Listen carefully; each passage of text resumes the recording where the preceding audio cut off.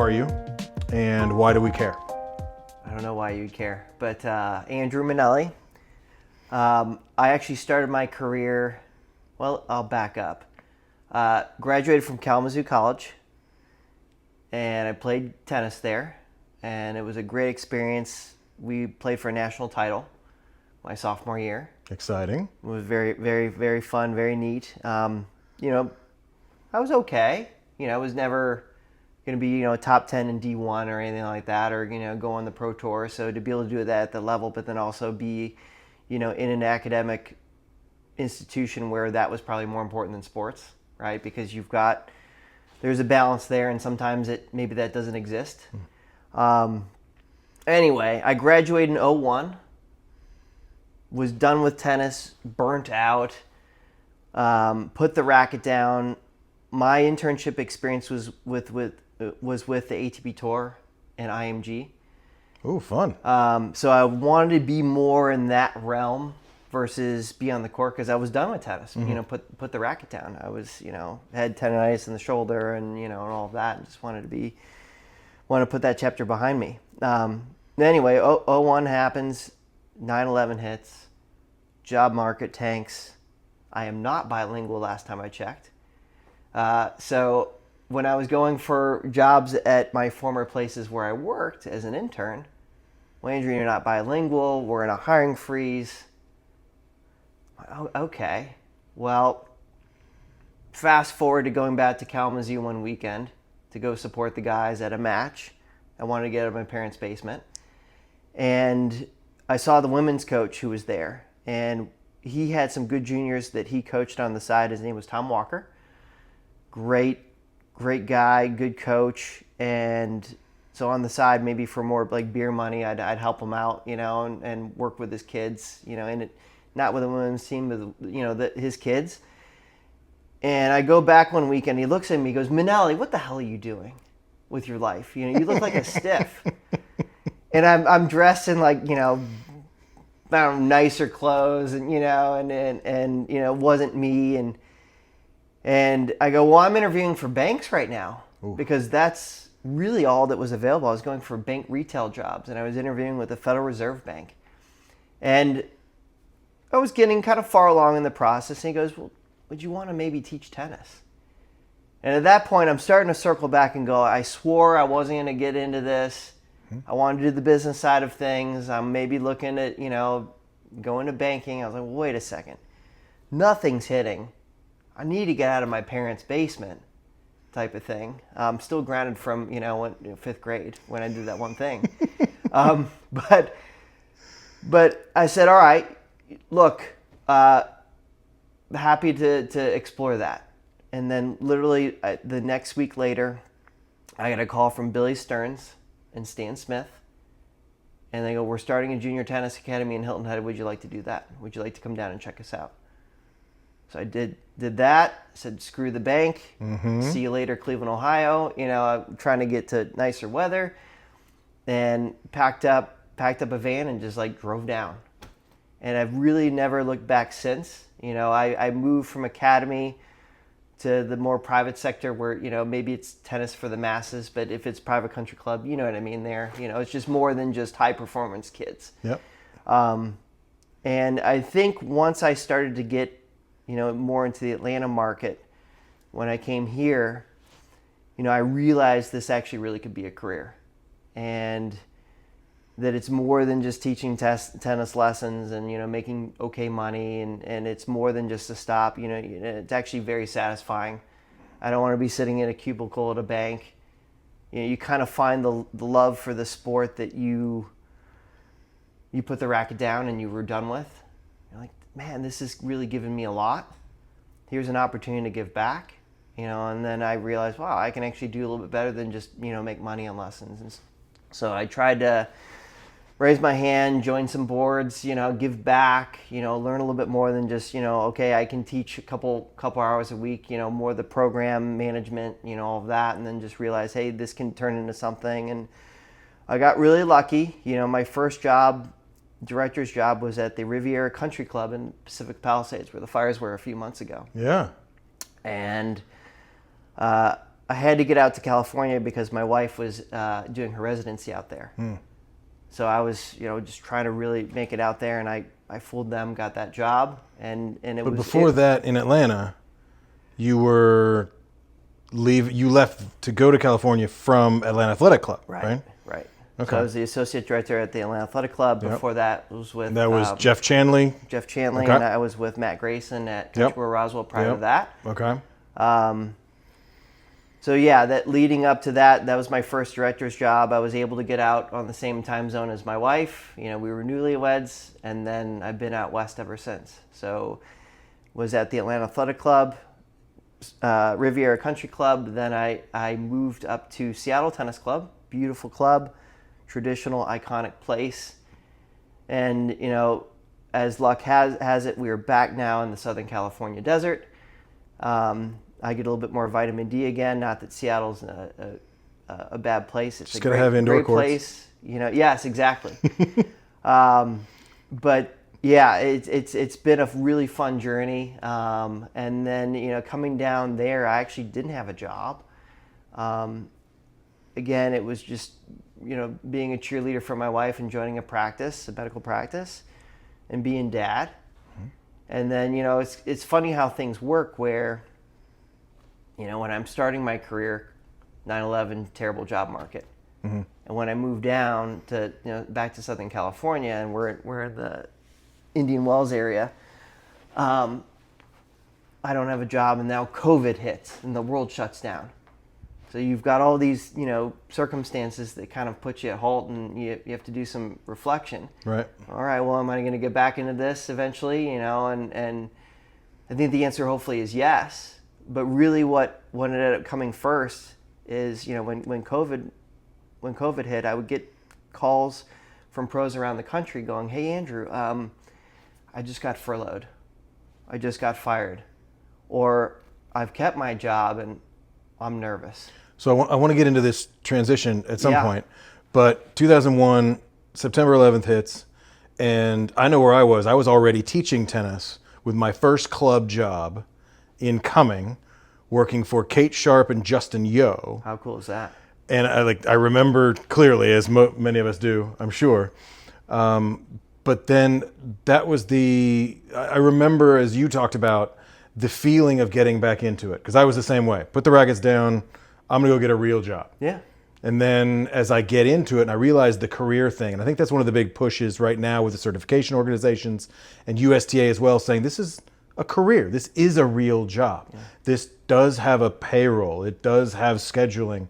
The product or service might be a sport, which is okay, if not great.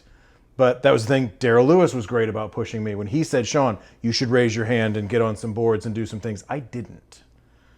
And what that allowed was for me to fizzle out of the career in a completely opposite way of what you're talking about. But how did you get to the point, and you've told me this before, so I get to kind of lead the question, which I find interesting, is you've been in the tennis industry, you had a few jobs, but people were calling you as though you were a career specialist already? Because you said you got into, we're going to talk about GSI in a second, but you got into that because there was already this incoming stream of conversation. Yeah, I mean, I think part of it was because, I had raised my hand for boards, and I think I was trying to ascend in the career fairly quickly and really get that director's job and all of that. It was important, when I was in my early 30s when I realized it could be a career. So I was kind of on that path. And again, it kind of to the point earlier, great, you can teach, great, you can run a mixer, but what's all behind that in the programming? And, I think when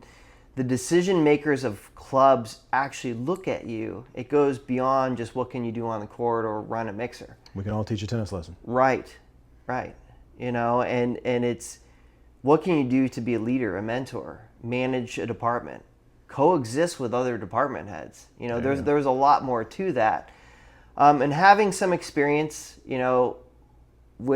with Riviera Country Club, Seattle Tennis Club, and both were equally great, challenging positions. Both good and, bad. I wouldn't say bad, but maybe more challenging, right? You learn from a lot, and then, maybe just because I've kept in touch with all my friends in the industry, and because I volunteered for boards, maybe that's why I got those calls. I don't think it was anything else. It's not my good looks, that's for sure. But it turned into almost a lesson book where they were leaning on me going, all right, well, go get your pickleball certification. Yeah, what do I do next? Round yourself out. This is an opportunity while the world is shut down to reinvent, rebrand yourself. You're not losing your identity of a pro, but what can you do to add to your resume or your menu at your club, so that way, hopefully, when things open back up and the world is to somewhat of a new normal, you're that much more marketable because you use this time wisely. And so that became a conversation with a lot of people. And the company that helped vet me on the back end for Riviera Country Club, GSI Executive Search, I called them up and I said, hey, I'm doing this thing. I just helped one of my former staff get a great job in Arizona and helped them along the way. And I'm doing this career counseling. And it's kind of turning into a lesson book. And I maybe intern for you. And they're like, Andrew, we don't need an intern. Join us. And that actually was a natural fit. So that actually happened first. That was my first job coming in the desert. I've now been doing this for 5 years, and I love it. It's not a job, just like tennis. It's and a calling. It's fun because we're all, I think, our industry is not just tennis anymore. It's rackets, it's court sports, however you want to call it. We're all family at the end of the day, and we just have to help each other out. So that was just more of a natural fit because I'm just talking to a buddy going, well, maybe you should think of doing this. And not everything I say is right. Ask my wife that, but but at the same time, at least it helped lead some people into some good situations. And again, it's satisfying to be able to pair a deserving club with a really great pro, and then vice versa. It's got to feel good. Yeah, it's awesome. And I don't remember the time of how long I was doing that before the club that I managed in the desert came along, but it did come on my radar that there was a job opening up at BIGHORN Golf Club. We call it BIGHORN. We've dropped the golf from the club, although that is our pride and joy and our big amenity. And it's a cool place. It really is a dream job. And I really, we talked about this earlier about how, there's really no perfect job. There's the good and the bad of everything. This is pretty darn close. I've seen pictures of this place. Yeah, it looks like the perfect job. It's really cool. So I hunted them down. And I go, no, I'm not trying to do your search. I am your search. Yeah, I think I can do both. Okay, because that was going to be my next question. Right. You already have a job. Yeah, I have a job. I think I can do both because both can kind of coexist a little bit, right? Okay. And I'm always going to help my friends. It's satisfying to help place somebody at a club and then help a deserving club find a pro for the long term. But at the same time, I'm missing that directorship position that, you kind of go through the love and the hate with tennis, right? Mm-hmm. And those spurts. I'm like, I don't know if I want to do this again. No, I miss it. Mm-hmm. And I want to come back to that. And wow, that is a very unique and very cool place. I don't know if I keep saying cool, but there's not another way to say it. And I interviewed for the job. I think there was a couple other people up against me, and I was very lucky to get the position. And so I'm the director of racket sports at BIGHORN, as well as an associate racket sports consultant with GSI.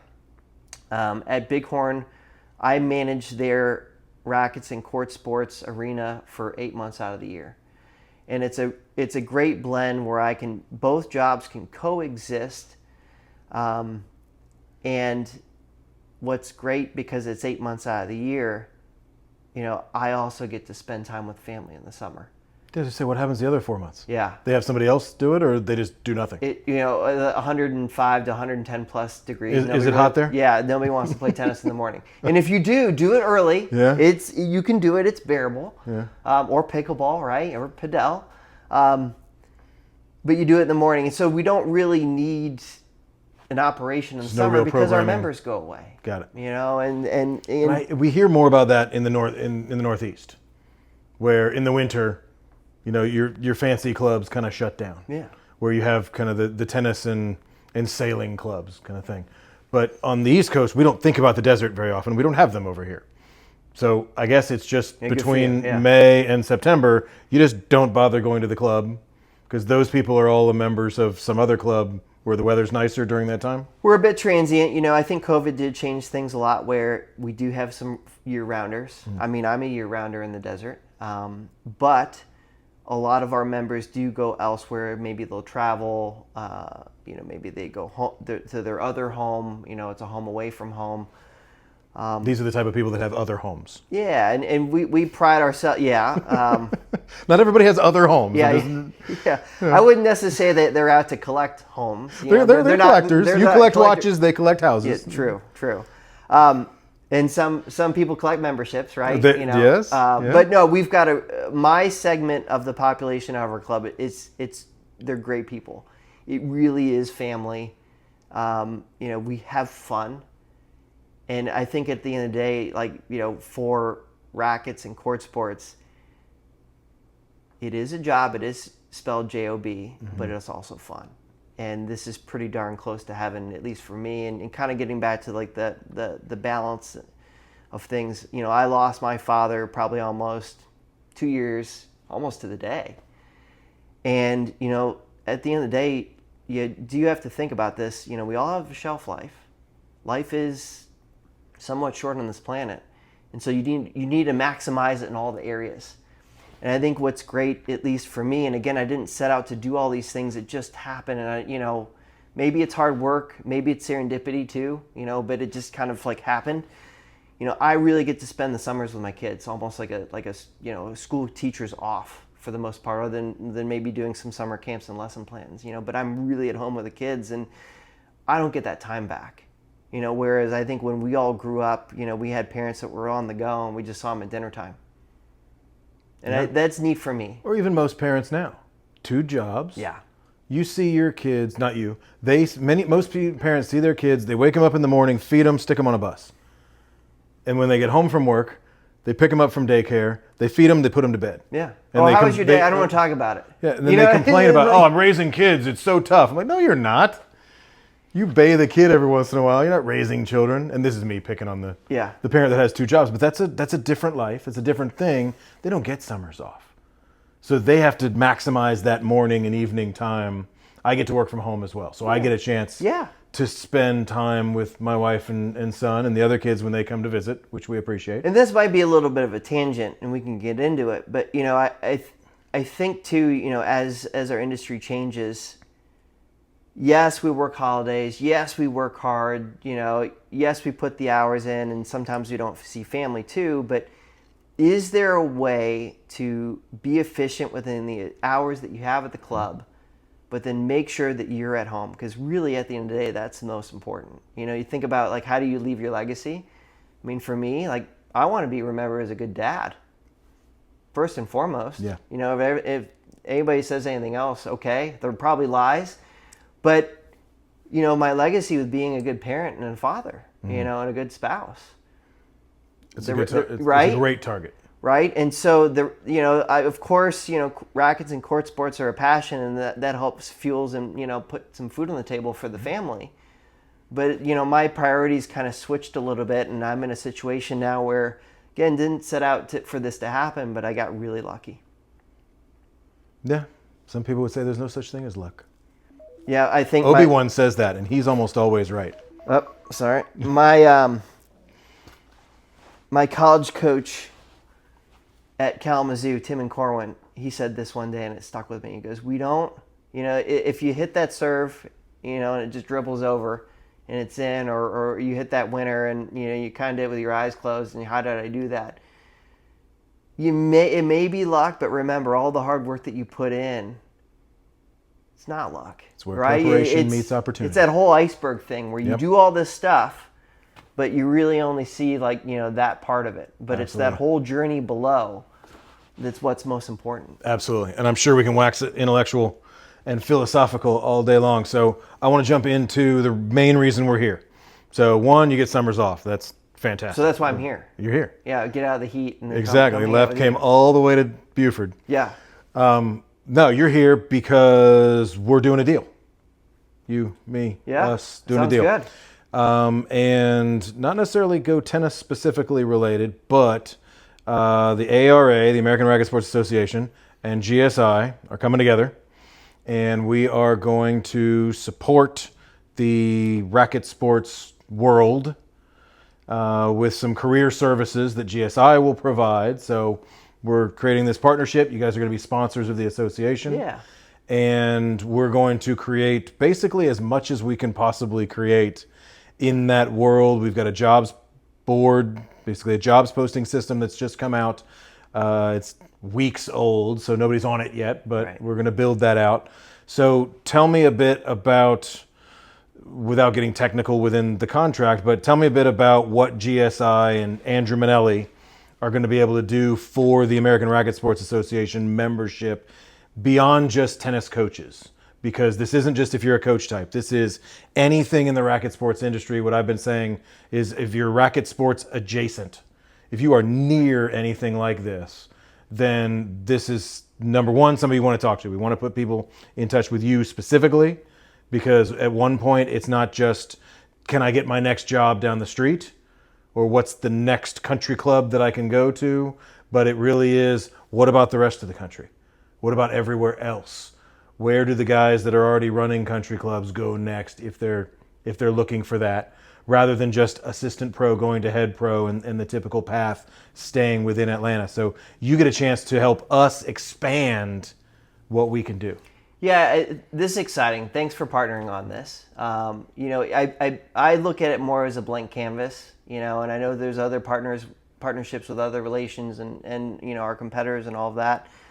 That's great. We're not really out to duplicate that. I've been kind of doing this for a while, pro bono, until my wife said, figure out how to monetize that, you dummy. But I think Wives are good with that. Yeah, Like, yeah. Honey, you're doing a lot of work. They are. What? But this is an opportunity, for a lack of better words, there's no silver bullet on career journey. There's not one right way. There's lots of different segments you can work in the industry. Our firm is not just me. My colleagues within the firm are all former general managers, and most of them are in platinum clubs. So we have a wealth of knowledge within the firm.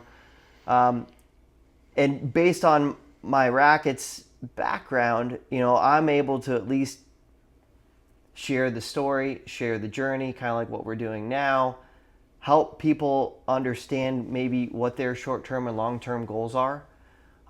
If there's a club that happens to have a search and they want assistance with it, that can be a luxury to have somebody help you.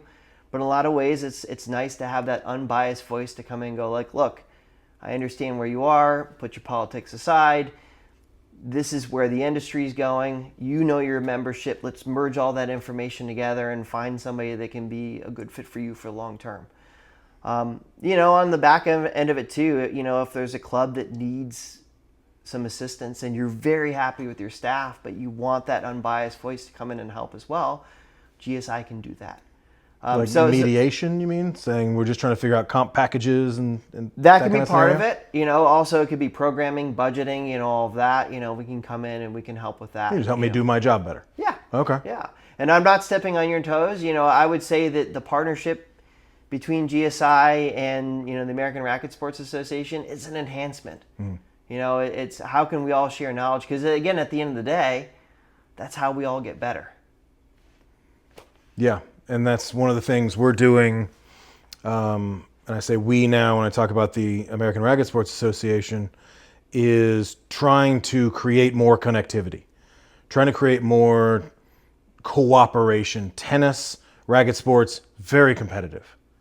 We're competitive people by nature. We make good salespeople. We make good winners. We're going to go figure out how to win. But sometimes winning isn't growing the pie.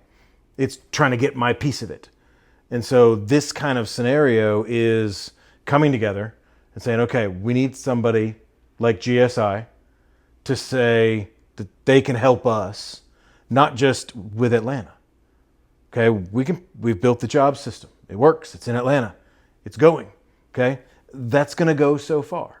Right. But the question is, what about the guys that are doing the hiring? What do they look at? How can we help everybody in this industry? And career services is not what we do. That's what you do. And that's where the partnership is. We try to get more people to, I don't want to say maintain your lane, but if you have an expertise, then stick with that as best you can. And it doesn't necessarily have to be like COVID. You mentioned like round yourself out, go learn to be a different thing, improve your menu. Yeah. I think was a phrase that you used. Yeah. But people went out and tried to be everything to everyone. And we don't always have to be that. We can go find an expert, partner, offer more. That actually creates some scalability. We're happy to help. We're all family at the end of the day, and that's what I want the relationship to feel like. It's of course, it's nice, on the business end of things, for both organizations, and to hopefully scale nationally. But at the end of the day, I talked about priorities in life, and obviously, family is important, but career I'm very passionate about. I didn't know that when I first, get out of college because I was done with it. But I've gone through this journey, and it's okay. My journey might be different from somebody else. But they're all relevant at the end of the day, and we are all within the same, cloth here, right? And how can we make it better for everybody? And, it's just an opportunity to share. Yeah, I agree. Okay, so we've pretty much covered everything. And before we blow past our time frame, because I'm sure we can talk for hours. Yeah, we could, yeah. Anything else you want to share specifically that I didn't ask or that we want to talk about before I ask you about King of Tennis? Is there anything interesting that's happening? You got a search coming up? You got something we can announce? I don't know. I always like to give a platform if there's something on your mind. If not, we can. Well, we got a few pending searches, but maybe a plug for the job board. As this is more formalized, is look for details on that. Because anything that we have going on, whether I know you or I don't, it's always an open door. I'm approachable. And, let's hear your journey. Let's figure out, what can work. Maybe one of the opportunities that we have, available through our firm that's relevant to the association, could be a good fit. Let's see where that conversation leads us. But, other than that, no. I mean, I'm just excited about the partnership. It's good to see you again. Yeah. It's been many years. In the flesh. In the flesh. We've gotten older and hopefully a little wiser. Hopefully. We hope. If anybody's going to put us in charge of anything. Yeah, that's a mistake. And we'll make sure that your contact information is there, because one of the things you want to be clear about, you use the word approachable. Yeah. Because anybody can call and say, hey, I have some questions. I want to figure it out. It doesn't necessarily have to be the fancy country club. I'm looking for a director's job. Anybody in the industry, anybody that is interested in it. Yeah, I feel, going into that for a second, our industry, like I said, there's a lot of different segments to it. You've got colleges, you've got resorts, you've got private clubs. There's different levels of what a private club is. Here in Atlanta, you've got HOAs that are very strong and amazing teams that come out of it, right? And then you've got public facilities. And some of those jobs can be great as well. So there's a lot of different segments, and you can, based on how you shape your journey, you can put yourself in a good position to get either one of those. And there can be some crossover. There can be some challenges with that, but it's not impossible. But it's just a matter of strategizing and figuring out what you can do to put yourself in the best position based on what your goals are. And there's a lot that's out there. And even if I'm not doing the search, come talk to me. Yeah, come call me. Just know that in California there's a 3-hour difference. So if I don't get to you, it might be 4 a.m. I feel like that's a dig, because every once in a while I schedule a meeting with you and I show up 3 hours early. Well, I appreciate the promise. I'm like, oh man, I forgot about the time frame. Yeah, so I'm one of those guys where it's like, look, great if we can schedule something, but you can also call me on the cusp too. And, and I want it to feel like that because I want this partnership between the firm and, any relationship, that I have with a member, maybe that I don't know them or already know that person, it needs to be organic. Yeah, that makes sense. And you're well connected in Atlanta, so it's not as though these guys haven't heard of you. So that's another reason why I like the relationship, is because it isn't just, hey guys, we found some search firm, Frank's coming in, and this is great because it's a little bit of a homecoming. Yeah. And not that this is home for you really, but for us, you're one of us. Yeah. Not just a tennis type or a racket sports professional, but we worked with you for it's many a home years away from here. home. I have a lot of great memories. It's a special place. And at the end of the day too, again, about talking about our community is like a Kevin Bacon game where you might not know somebody directly, but you're one person removed. And that's the way it works with careers, and it can intersect and you never know. And if I can ever help bridge the gap in some way, that's why I'm here. Well, I got myself one person away from Andy Roddick, and we got to do a podcast trade. Yeah, let's work on that. We got to figure that one out too. Yeah. All right, so let's wrap this up. So, King of Tennis, I did a pretty good job of not letting you know it was coming. So you're going to have to come up with something on the fly here. My favorite question I always ask is, if you, Andrew Minnelli, were king of tennis, whether it's the entire world or just California or just the United States, if you were king of tennis, is there anything you would do or change? Boy, really good question. I should have done my homework. No. I didn't give you enough time. Yeah, you didn't give me any time. Everything is better on the cusp or on the fly anyway. Sometimes. Huh? I think so. So getting back to the situation that I'm in, where I've been able to carve out this unique balance. So if I was the king of tennis, having that in mind, I still think that the tennis schedule is absolutely brutal. Mm-hmm. And you mean for tennis schedule for as a coach, as a pro, like on tour. Oh, as a professional tennis player. Yeah, and we could probably even dig into that as well, right? I think there's different layers to that. It's complex and it's not. But on tour, I mean, those guys and gals, how much time do they actually really get off? Not much. I don't want to quote it. What, like a few weeks, six weeks, something like that, 6-8 weeks at best, after the world title's been crowned.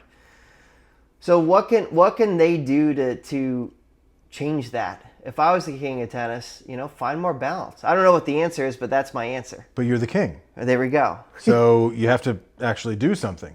Because right now you just sound like someone coming to petition the king and saying, please help me come up with an answer. Can the king petition? Sure. You want an answer? Wait, does that make me king if I give the answer? Yeah, I got an answer for you. I don't know. These guys can play. Do I sound like a politician when there's no answer? Exactly. Yeah, okay. Hey, no, you got to start with, look, what I'm trying to say here is, and I've said this 1,000 times. I haven't even said anything yet. Yep. No, they can play whenever they want. What are you talking about? They can take off March. I think, is there a way to install some breaks within the calendar? Yeah, these are independent contractors. They are not forced to play. Right. They can play whenever they want. Right. So why is this a brutal schedule? They're not playing for an NFL team where if they don't show up, they get fired. You know what? If these guys don't want to play in October, if the season is a year long, and I get how it all flows, but can there be some breaks in between? So if I was king, I would do that. There you go. Okay, and on the other level of what we all do and what our passion is, again, it's getting back to what I said earlier. It's be efficient with your hours there. If you can do 12 hours of work in 6 and go home and see your kids because you don't get that time back, and is there a way to, maybe it's tough if you're a one-person show and you're wearing a lot of hats, because that scenario can exist. But if you're lucky enough to have a staff where you've got a lot of people that are good in different areas and they're shining, can everybody have a break and go see their family or go hang out with friends or go talk to their parents? Because again, the Grim Reaper is coming for us at some point, right? So let's maximize our time on this planet and have fun, you know, in our career, but as well as with our family and our friends. Beautiful. There you go. If I was king, that's what I would do. Making families better. Yeah. Nothing to do with tennis. Just if you have a job, if you have kids, if you have a family, make that the priority. Make that why you go to work. Right. Not in the way like I'm trying to get away from them, why I go to work. Yeah. But for me, it is the driver. It is why I get out of bed in the morning. And it's nice to be able to leave your mark, you know, on what you love to do. But again, I think it's, you know, if that happens, that's a bonus. But I don't think it should necessarily be your goal. You know, I think it can happen through passion. Family comes first.